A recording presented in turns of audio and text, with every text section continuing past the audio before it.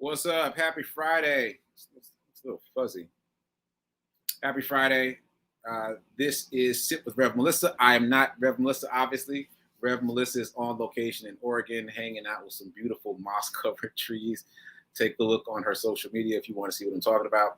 So we're going to get right into it today because something happened with this video I'm about to play, and I think nothing is an accident. Everything happens for a reason. So you're going to see all of the 5th episode of Spiritual Partnership, and then you're also going to see a replay of yesterday's episode about Spiritual Partnership. I'm not sure why that happened, but I think it happened on purpose, and we all need the reminder. So because this video is a little longer than the other ones I played this week, I'm just going to jump right into it. If you're just joining us, this is the Spiritual Partnership series. It was done by Rev Melissa before New Thought Media Network came into the picture. And so you'll notice that she's using her cell phone, hence the black border on both sides. And there aren't the splashy intros and stuff. This was just her using her cell phone to talk about spiritual partnership. Okay, so that's my quick intro. Let's get into it. This is episode 5 of Spiritual Partnership and a recap of episode 4. So spiritual partnership, let's just talk about the definition again, right? And the definition that I really love is Gary Zukav's definition that he uses in his book, Seat of the Soul, right? So he says spiritual partnership is a partnership between equals for the purpose of spiritual growth. That is the purpose of spiritual partnership. There's a commitment to each other's spiritual growth, right? And we said when we were talking about our sacred series last week, that sacredness is reverence. So having reverence for your relationship is important in a spiritual relationship. We talked about what is the intention of your relationship and having that conversation. I had a wonderful conversation with this young man yesterday about intention and what his intention is for his relationship, and that he had never even thought about having that conversation. And he is having that conversation with his significant other this weekend. So that's just wonderful. And I told him to let me know how that goes. So, right, with our intention is important because our intention is what we're paying attention to. So you're putting your attention on your intention to keep present to what you are intending for your relationship, what you are co-creating in your relationship. So intention and attention go hand in hand. The feeling tone. What is the feeling tone of your relationship? Very important. What is it now? Like, do an assessment of what the feeling tone is in your relationship now. Can it use a little You need a little Have that conversation. You want a little in the feeling tone, some enthusiasm, some excitement, some adventure, some joy. Do a reset. We are resetting our relationship today. And this is the feeling tone that we are co-creating with each other, right? We're not in numbness. We're not in just going to be going. We're not in, just the routine of it. You have to infuse some energy in your relationship, or you just kind of like go on day by day and nothing's really happening. So what is the feeling tone? What is the feeling tone of your life?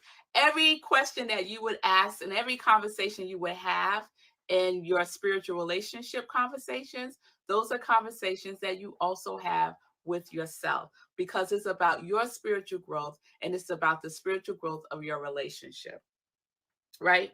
Because you're co-creating an atmosphere. You can't co-create an atmosphere if your inner atmosphere ain't right. So you got to get your inner atmosphere right, because that is going to inform and it's going to energize your relationship with your significant other. So there is a commitment to doing the work, right? To your individual development, right? And we know that in spiritual partnership, we are in the present with each other. We're not living in the past. We are living in the present, and we're facing the future together. In some relationships, people are living in the past. They are having a relationship with the past and facing the past, right? So we are present with each other in spiritual relationship. Feeling your feelings. Feel your feelings. Take 100% responsibility for your feelings, right? So what does that mean? That there's no withholding, there's no withdrawing, there's no projection of our feelings onto the other person. So if you have a feeling, express it, right? Because you're expressing it in love, because you have co-created an atmosphere where love is present, right? And love is active, right? So a consciousness of love is present where you feel that you have created a safe space with each other, that you can share your feelings, the feelings that you own, not feelings that someone is making you feel. Because we said the other day, no one makes you feel anything. You are touching and getting in touch with your feelings. So I feel whatever it is that the feeling is, not you made me feel, because that's a projection. Okay. And so if you find yourself in a disagreement, right? And what did we say about disagreements? You can disagree, right? But there's unity in disagreement, not division in disagreement. So if you find yourself in disagreement and then you take a sacred pause and realize that you're projecting out your feelings, or you're withholding a feeling because that's what you are used to doing in relationships in the past, or that's what you did as a child because you didn't feel safe to express your feelings. Whatever those reasons may be present to it, speak it, right? And in doing so, you're telling the microscopic truth. And what is the microscopic truth? The microscopic truth is speaking from a place of your internal experience, right? So no one can discount your internal experience, your truth. No one can discount that. In spiritual partnership, there is a commitment to spiritual growth between two equals. Equals. And when we talk about equals, we're talking about, am I in a relationship with someone who is vibrating at the same frequency that I'm vibrating in? Are we on the same level of consciousness together? You're going to have a very difficult time if you're in a relationship with someone who's in victim consciousness. That's not spiritual partnership. That's a lot of internal work. That's a lot of doing their work so that they could start to make those inner shifts with themselves. Okay. Another thing that I want to bring up today is the importance of keeping your agreements in relationship, keeping your agreements with yourself, right? Our mind, our mind is always creating, right? Consciousness creating. And our mind keeps a record of agreements. It also keeps a record of the agreements that are not kept. So if you made an agreement in your relationship, you're co-creating together, you make commitments, you make agreements, you're clear about your intention, you're clear about how you're going to engage with each other, and a agreement is not honored, don't act like it wasn't. Like, don't ignore it. Talk about it. Renegotiate those agreements. Acknowledge them.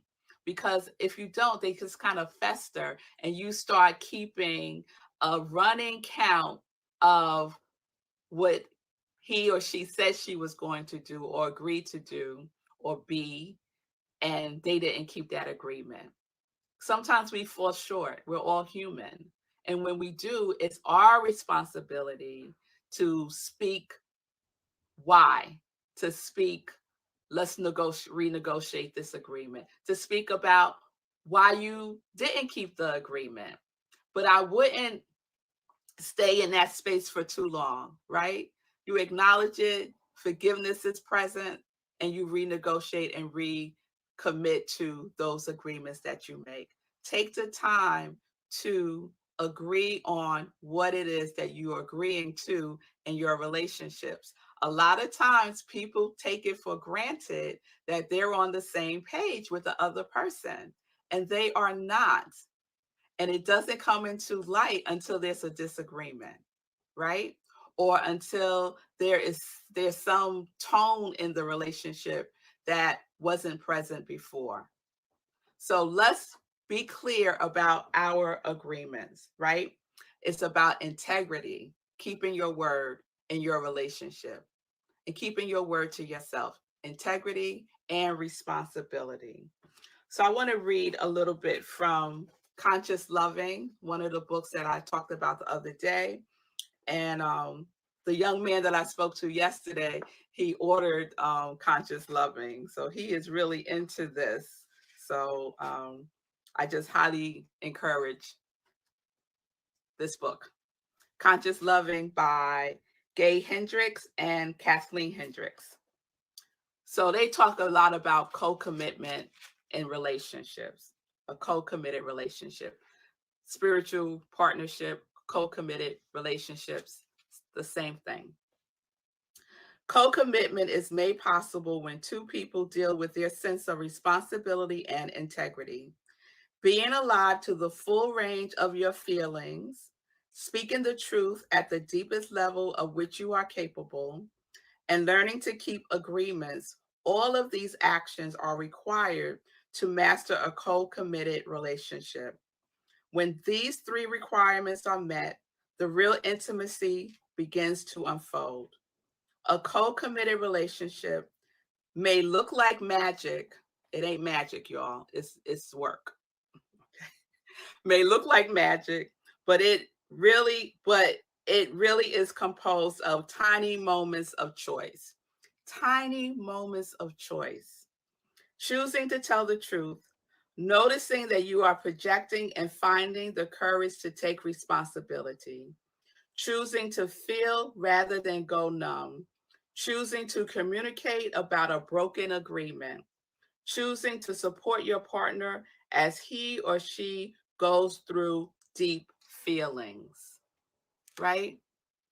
Those tiny moments of choice, we all recognize them when we're engaged with our partner and something comes up and we're in that moment of choice. And do we choose to speak our microscopic truth at that time? Or do we withdraw? Or do we withhold? Or do we project? So in a spiritual partnership, you create an atmosphere where spiritual growth is the intention for the relationship. So those moments of choice are those moments when you're choosing love, always choosing love to the best of our ability, right? Okay. So we're going to practice those tiny moments of choice. Be aware of them. They're going to pop up. Be aware of those tiny moments of choice and choose love. So I want to just wrap this up and just share the resources that I've been talking from. So Conscious Loving is one book. One of my favorites, Seed of the Soul by Gary Zukav, a wonderful book. And Relationships, Love, Marriage, and Spirit by John Rogers, another wonderful book. So for those of you who are contemplating spiritual relationships, are transforming your current relationship into a spiritual relationship, those are some of the resources that I would advise that you check out. Always, I am a resource, so you can reach out to me, you can DM me. I love working with couples, and I just love this spiritual partnership series. I hope it has been beneficial to you.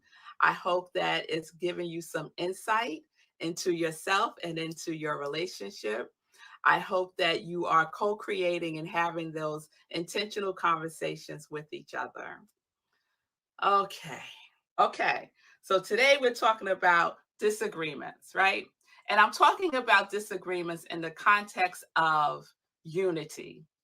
So you can have disagreements and still be unified, right? We're not separate in our spiritual relationships. We recognize that we are living from the place of oneness, right? So there can be disagreement and still be oneness, right? So Disagreements don't have to divide. You're not divided against each other. Okay, so there is unity and disagreements. So, how do you resolve disagreements, right? Have that conversation before you're in a disagreement, right? You're talking about your feeling tone, you're talking about the intention of your relationship. Have a conversation about disagreements. Have a conversation about how you show up when you're in upset, when you're not upset, when you're not upset. So have that conversation. What works for you, what doesn't work for you when you're in disagreement with your spiritual partner. So I want to read 1 Corinthians chapter 1, verse 10. It says, to agree with one another, so there may be no divisions among you, and that you may be perfectly united in mind and thought. So, perfectly united in mind and thought.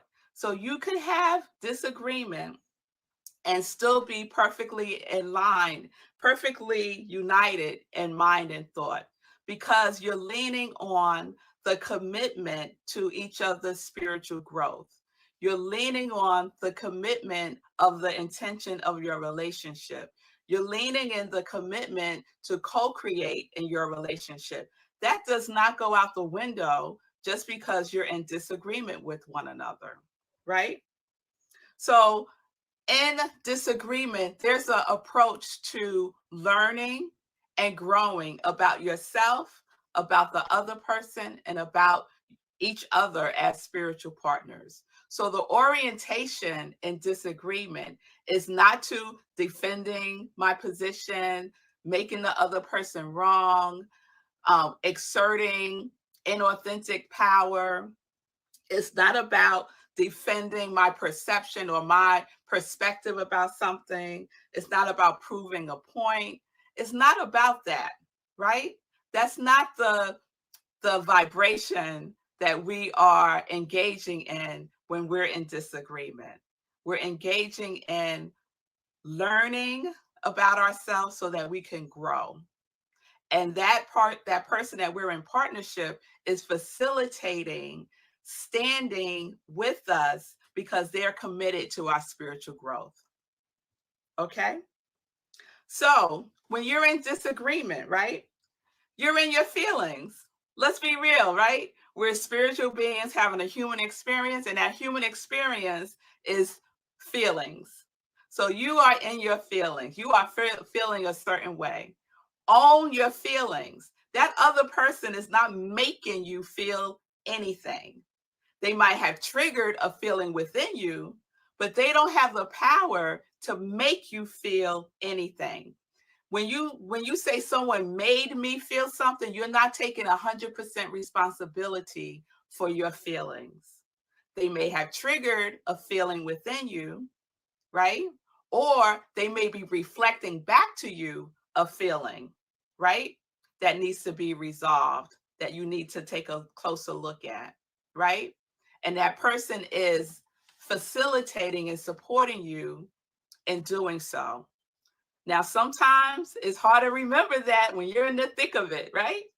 You're not going to stop and say, oh, wait a minute, baby. Let me facilitate the opportunity for you to learn as you're upset with me right now, right? So sometimes we might have to take a moment and breathe, take a sacred pause, use some of our other tools, right? When we talk about communication, right? Because we had that conversation about how we communicate. What are our communication styles, right? Before we're in the thick of it, right? So we're feeling our feelings, we're owning our feelings 100%, and we're owning our perceptions about whatever it is that's going on. This is my reality about what's going on. That other person could have a totally different reality. And we're not making assumptions about it, right? And we're not taking anything personally. So utilizing the 4 agreements when you're in disagreement is perfect to practice. Practice the 4 agreements when you are in disagreement. Okay? Communicate your feelings in a loving and straightforward way. Communicate that within yourself and with your partner, right? Sometimes we're not clear in our communication, and a lot of reasons could do with not being clear within ourselves. So allow each other the space to get clear about what it is that we want to communicate, right? Okay. And I would say debrief the disagreement. It's very powerful to debrief disagreements. You know, when you're at work and you're in a project, you've done a project or you put on some event and you have that debriefing meeting to see and assess what worked, what didn't work, what we could do better. You could do that in spiritual partnership when you have a disagreement. After the disagreement and things have settled, right?